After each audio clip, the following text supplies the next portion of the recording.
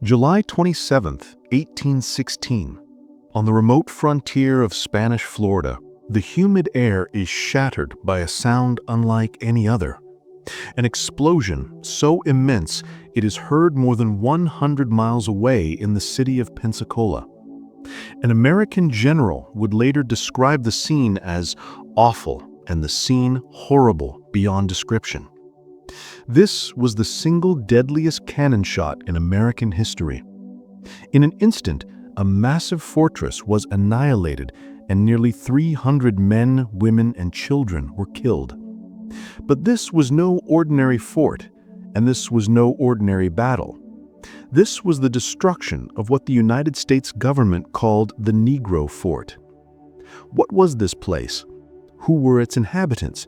And why did the United States military invade a foreign country to wipe it from the face of the earth? The story of the Negro Fort is one of the most dramatic and most deliberately forgotten episodes in American history. It is the story of the largest community of free black people in North America before the Civil War, and the story of the United States' first and only war to destroy a republic of fugitive slaves. The story of the Negro Fort begins not with slavery, but with war.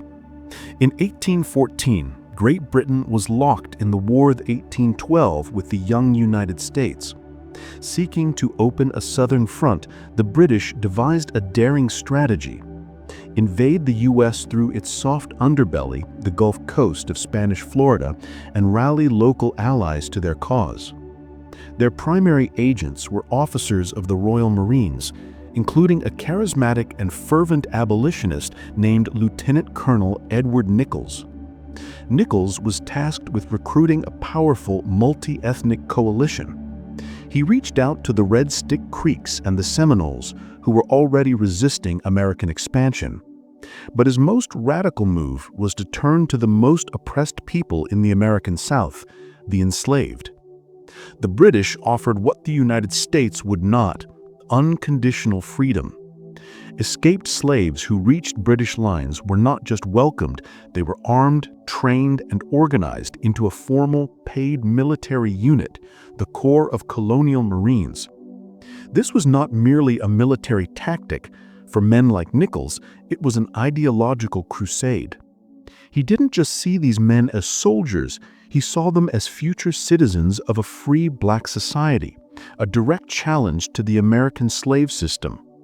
By the end of 1814, this alliance had swelled to over 1,400 warriors, ready to free all these southern countries from the yoke of the Americans. To serve as the base for this new army, the British chose a strategic location known as Prospect Bluff, a commanding hill on the banks of the Apalachicola River in the heart of Spanish Florida. The river was the main artery for commerce and movement in the region, and control of the bluff meant control of the territory. What they built there was no mere stockade. It was a state-of-the-art fortress, the largest military structure between St. Augustine and Pensacola. A massive earthen rampart was surrounded by a moat. Inside, a wooden palisade with corner bastions protected barracks, a large warehouse, and a powder magazine. When the War of 1812 ended in 1815, the British prepared to withdraw. But they made a stunning and deliberate decision. They left the fort and its entire massive arsenal in the hands of their black and native allies. The inheritance was staggering. The British didn't just abandon a fort, they equipped a revolution. They had intentionally created an armed, free black statelet on the border of the United States, a direct and potent threat to the institution of slavery. With the British gone, the fort at Prospect Bluff entered a new phase. It was now under the command of its black and indigenous inhabitants, led by a former slave named Garson and a Choctaw chief. The Americans began to call it simply the Negro Fort. Word of this sanctuary of freedom spread like wildfire through the slave depots of the South. The fort became a powerful beacon of light to restless and rebellious slaves. Over the next year, its population swelled. Around 300 former colonial Marines and their families lived within the walls, but the community expanded to include between 800 and 1,000 people, making it the largest settlement of free black people in North America before the Civil War. This was not a desperate band of fugitives fighting in a swamp. It was a thriving, self-sufficient, and well-organized society. The inhabitants, many of whom brought agricultural skills from their past lives, established vast plantations that stretched for 50 miles along the fertile banks of the Apalachicola River. They cultivated fields of corn and vegetables and raised large herds of cattle, creating a prosperous agricultural economy. They saw themselves as a sovereign community. They proudly flew the British Union Jack, considering themselves free British subjects, abandoned by their king, but still under his protection. They were, as one historian described, happy in their own social solitude, a free republic that wished only to be left alone. But their very existence was an intolerable threat to the United States. Here was a geopolitical anomaly, an armed, free, and prosperous black community operating under a foreign flag on Spanish soil, right on the border of the world's fastest-growing slave nation. It was a living, breathing refutation of the entire ideology of American slavery. It proved that black people could not only survive without masters, but could govern themselves, defend themselves, and prosper. This ideological threat was far more dangerous to the slave-holding South than any military raid, and for that reason, it had to be destroyed. The primary instrument of American policy on the southern frontier was General Andrew Jackson. To Jackson and the Georgia slaveholders who constantly petitioned him, the fort was not a symbol of freedom, but a nest of land pirates and a rendezvous for runaway slaves. In his letters, Jackson seethed with indignation, framing the issue as one of recovering stolen property, the people themselves. He demanded that Spain, which had nominal control over Florida, destroy the fort. But the Spanish were powerless and unwilling to act. So Jackson took matters into his own hands. Even before receiving official approval from Washington, he ordered General Edmund P. Gaines to destroy the fort, regardless of the ground it stands on. It was a clear order to invade a foreign country. But Jackson needed a justification, a causa belli. He created one through a brilliant and cynical strategic move.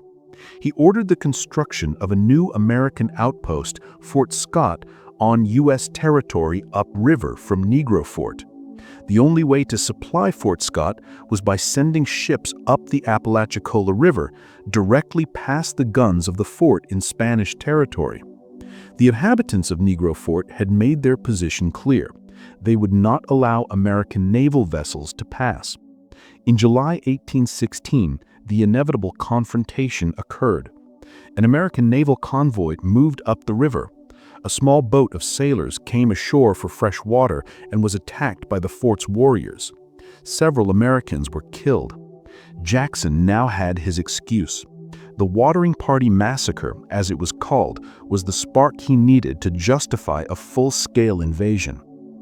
To carry out the attack, the Americans employed another cynical tactic, leveraging Native American allies. The American expedition included a large contingent of Allied Creek warriors. They were enticed to join the fight with a brutal promise. They could have the spoils of the fort, including its vast arsenal, and implicitly any survivors as a reward for their help. The United States was not just attacking a black fort, it was using Native Americans as a proxy force to do it, turning the oppressed against each other to achieve its own aims. In late July 1816, the American force, commanded by Lieutenant Colonel Duncan Clinch and supported by a naval convoy, laid siege to the fort. Inside were about 330 people, black warriors, their Seminole and Choctaw allies, and many women and children. The Americans demanded their surrender.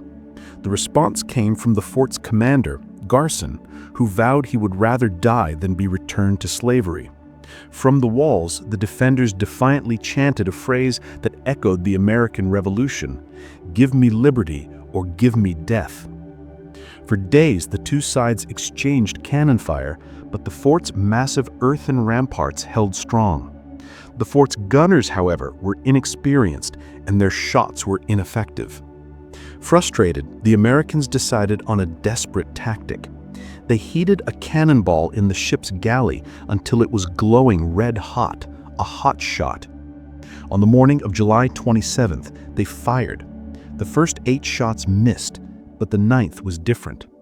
By a 1 in a million chance, the glowing projectile sailed perfectly over the rampart and plunged directly into the fort's main powder magazine, which was not protected by a bomb-proof roof. The explosion was instantaneous and absolute. It was one of the largest peacetime detonations of the 19th century. Of the 334 people inside the fort, about 270 were killed instantly, including scores of women and children. An American officer on the scene wrote that the explosion was awful and the scene horrible beyond description, with bodies thrown from the fort and suspended from the tops of trees. The few who survived were shown no mercy. The fort's leaders, Garson and the Choctaw chief, were captured. The Americans executed Garson by firing squad. They handed the Choctaw chief over to their Creek allies, who promptly killed and scalped him. The other survivors, men and women who had tasted freedom, were claimed by the Creeks as property and dragged back into slavery in Georgia. The destruction of the Negro Fort was not an end but a beginning. The massacre galvanized the remaining Seminoles and Maroons, who fled deeper into the Florida swamps. The conflict directly triggered the First Seminole War, a brutal series of conflicts that would last for decades. The story of the fort itself was quickly buried. American officials portrayed it as a necessary police action against a nest of pirates and outlaws, erasing the reality of what it was: a prosperous, self-governing community of free Black people. For over a century, this chapter of American history, a story of freedom, resistance, and brutal suppression, was almost completely forgotten. Today, the site at Prospect Bluff is a National Historic Landmark, and archaeologists continue to uncover the story of the people who lived and died there. Their story is a stark microcosm of the central paradox of early America. The inhabitants of the Negro Fort, many of whom were born into the brutal system of American slavery, fought for their freedom using the very language of the American Revolution. Yet the United States, a nation conceived in liberty, saw their freedom not as an ideal to be celebrated, but as a threat to be extinguished. The explosion that destroyed the fort on that July morning in 1816 was more than just a cannon shot. It was the sound of one American dream of freedom being violently crushed by another.